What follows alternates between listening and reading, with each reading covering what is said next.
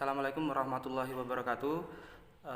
Apa kabar anak-anak semua kelas 9? Semoga semuanya dalam keadaan sehat sehingga kita bisa mengikuti pembelajaran prakarya di pertemuan kedua.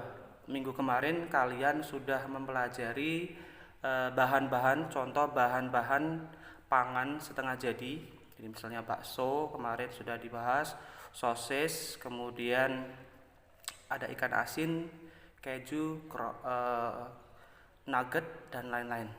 Untuk pertemuan kedua ini kita akan masih membahas putar bahan pangan setengah jadi.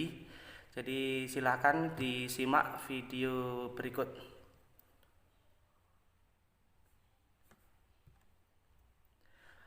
Oke, yang pertama adalah jenis-jenis olahan pangan setengah jadi dari hasil peternakan dan perikanan. Yang A, jenis olahan pangan setengah jadi dari hasil peternakan.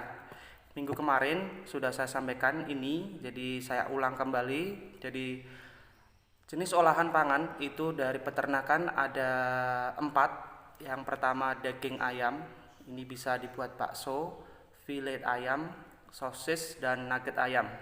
Kemudian daging sapi, ada dendeng, daging asap, kornet, bakso, daging burger sapi, sosis, dan abon sapi.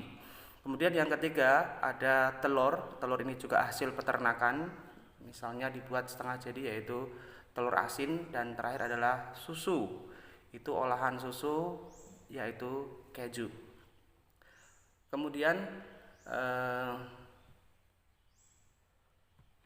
hasil olahan pangan setengah jadi dari perikanan yaitu ada 2 contoh, yaitu filet ikan dan surimi. Nah, surimi ini mungkin asing bagi kalian, tapi saya yakin kalian pernah makan ini. Jadi surimi adalah daging ikan yang dilumatkan, kemudian mengalami proses leaching atau melarutkan menggunakan air, kemudian mengalami penambahan gula dan polisfosfat, dan kemudian dibekukan.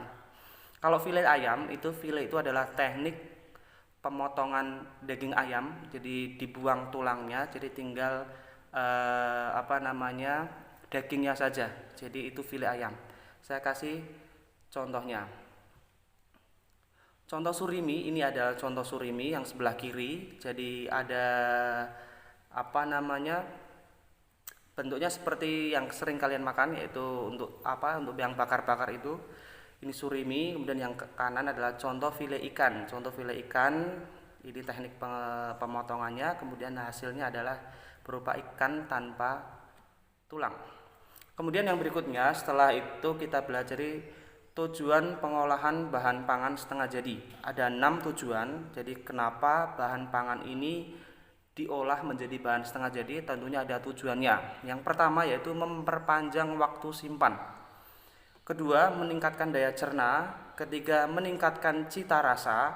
4, mempermudah dikonsumsi. 5, meningkatkan nilai tambah bahan pangan. 6, mempertahankan bahan pangan sebagai nutrisi yang sehat dan aman. Kemudian setelah tujuan, kita akan beralih ke bumbu dan rempah. Bumbu atau rempah ini bahan penting dalam pengolahan bahan pangan. Jadi tanpa adanya bumbu atau rempah, makanan akan menjadi kurang enak, kurang sedap. Jadi maka ada penambahan bumbu dan rempah pada masakan. Fungsinya apa? Ada 2, yaitu 1, penambah cita rasa. Kemudian yang kedua adalah sebagai bahan pengawet pada masakan. Nah, bumbu dan rempah ini dapat digolongkan menjadi beberapa, yaitu dari kategori bunga, kemudian daun, kemudian batang, akar, umbi lapis, dan buah. Yang pertama kita lihat contoh penggolongan pertama, bumbu dan rempah dari kategori bunga. Ada 2 contoh, yaitu pekak dan cengkeh. Untuk pekak ini, nama lain dari pekak adalah bunga lawang. Kemudian cengkeh ini juga sebagai aroma dalam masakan. Kemudian yang berikutnya kategori biji. Jadi biji contohnya adalah lada, pala, ketumbar, kemiri, kapulaga, jinten, kluwek, dan lain-lain. Yang saya beri contoh ini ada lada. Lada itu bahasa lainnya adalah merica. Jadi merica ini juga kategori biji. Kemudian pala. Contoh yang lain adalah kemiri, kemudian kapulaga, kluwek, jinten. Kemudian kategori yang ketiga, bumbu dan rempah dari daun, yaitu daun salam, daun jeruk purut, dan daun kunyit. Daun salam kalian sudah akrab, sudah sering melihat daun ini dalam masakan. Kemudian daun jeruk purut, dan terakhir adalah daun kunyit. Kategori keempat adalah batang. Jadi serai contohnya ini, atau serai kita bisa menyebutnya. Ini contoh dari kategori batang.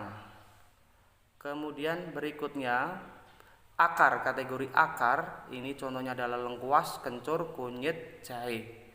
Lengkuas atau dalam bahasa Jawa Laos, kemudian kencur dan kunyit. Kemudian kategori umbi lapis ada bawang-bawangan, bawang merah, bawang putih, bawang bombay. Bawang merah ciri-cirinya berwarna merah, kemudian bawang putih berwarna putih, dan bawang bombay itu bentuknya agak besar. Kemudian dari kategori buah ini contohnya lombok atau cabai, tomat, jeruk nipis. Cabai gunanya untuk menambah rasa pedas pada masakan, kemudian tomat dan jeruk nipis. Itu kategori yang terakhir. Kemudian setelah kita tahu bumbu dan rempah, terus kita beralih pengertian resep.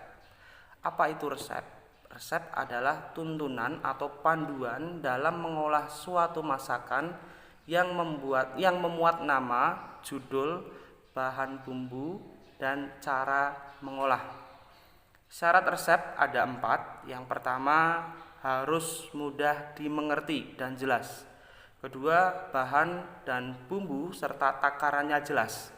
Misalnya resep membuat bubur kacang hijau, itu takarannya harus jelas. Berapa kacang hijau yang dibutuhkan, gulanya berapa sendok, nah itu takarannya harus jelas. Kemudian langkah-langkahnya itu urut, jadi tidak mungkin sebuah resep itu langkah-langkahnya acak-acakan, jadi urut dari awal sampai ke langkah terakhir. Kemudian teknik pengolahan yang pas dan jelas, itu resep. Saya yakin kalian sudah akrab dengan pembaca resep-resep, ada di majalah, ada di buku, kemudian ada di sosmed juga banyak.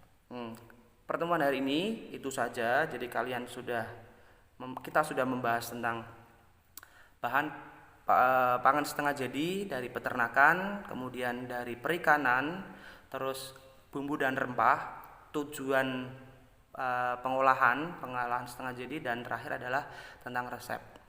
Itu untuk hari ini, dan untuk minggu depan silakan disiapkan untuk LKS-nya halaman 33 sampai 36, yaitu tentang teknik pengolahan makanan atau pangan. Itu saja dari saya. Terima kasih, tetap semangat dan jaga kesehatan. Patuhi protokol kesehatan dengan 3M, memakai masker, menjaga jarak, dan mencuci tangan, selalu mencuci tangan. Itu saja, terima kasih. Assalamualaikum warahmatullahi wabarakatuh.